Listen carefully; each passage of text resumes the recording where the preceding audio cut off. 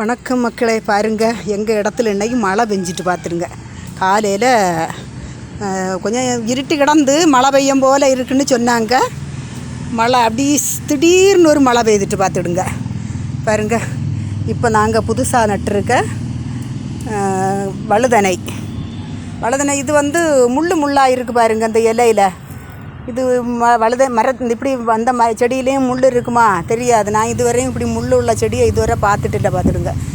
பாருங்கள், இது மஞ்சள், எலுமிச்சை, இந்த நார்த்தங்காய், நாட்டு நார்த்தங்காய், தக்காளி. பாருங்கள், நாங்கள் இன்றைக்கி பாகற்காய் அறுவடை பண்ணுறோம். ஏன்னா நிறைய பாகற்காய் காய்ச்சி நிற்கி பார்த்துடுங்க. பற்றியெல்லாம் நான் டெய்லி பாகக்காய் பறிக்கிறதா வீடியோ போடன்னு நினைக்காதுங்க. பாருங்கள், பற்றியெல்லாம் 2 நிறைய பிஞ்சு கிடக்கு. இன்னும் ஒரு பாகற்காய் நிற்கி.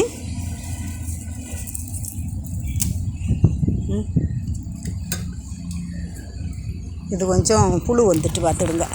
ஏறுங்க, கொஞ்சம் கேடுபட்டு புழு மாதிரி அப்படி இருக்குது. இங்கே ஒரு பாகற்காய் நின்று இது குட்டி நான் நம்பிக்கை.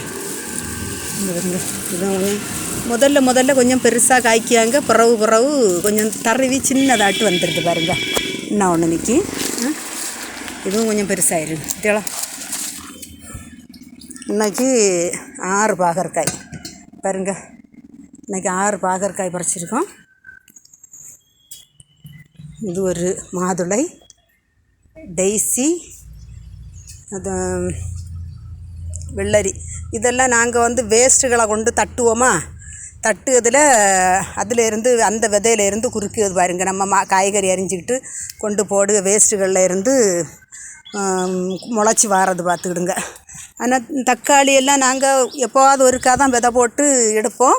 இங்கே பாருங்க, இது இந்த வேஸ்ட்டை கொண்டு தட்டினதில் வந்த தக்காளி. இது இப்படி நிறைய மூட்டுவெல்லாம் முளைச்சி நிற்கியாங்க. இங்கே பாருங்க, இன்னும் ஒரு தக்காளி நிற்கி. இந்த தக்காளியும் அப்படி இந்த வேஸ்ட்டில் இருந்து முளைச்சி அது பூக்கள் வச்சாச்சு பாருங்கள். இது ஒரு முள் முந்திரி. இது கேன்சர் நோய்க்கெல்லாம் கொள்ளான்னு சொல்லுவாங்க. இதில் காய்க்க பழம் கிலோ 700 800 சொல்லுவாங்க. பாருங்கள் எங்கள் கத்தரி எல்லாம் அப்படியே கொஞ்சம் மாண்டு போயிட்டாங்க. இந்த உரங்களெல்லாம் இப்போ தான் கொடுத்தோம். ஒரு வாரத்துக்கு முன்னாடி வேப்பம் புண்ணாக்கு, கடலை புண்ணாக்கு அதெல்லாம் கொடுத்தோம்.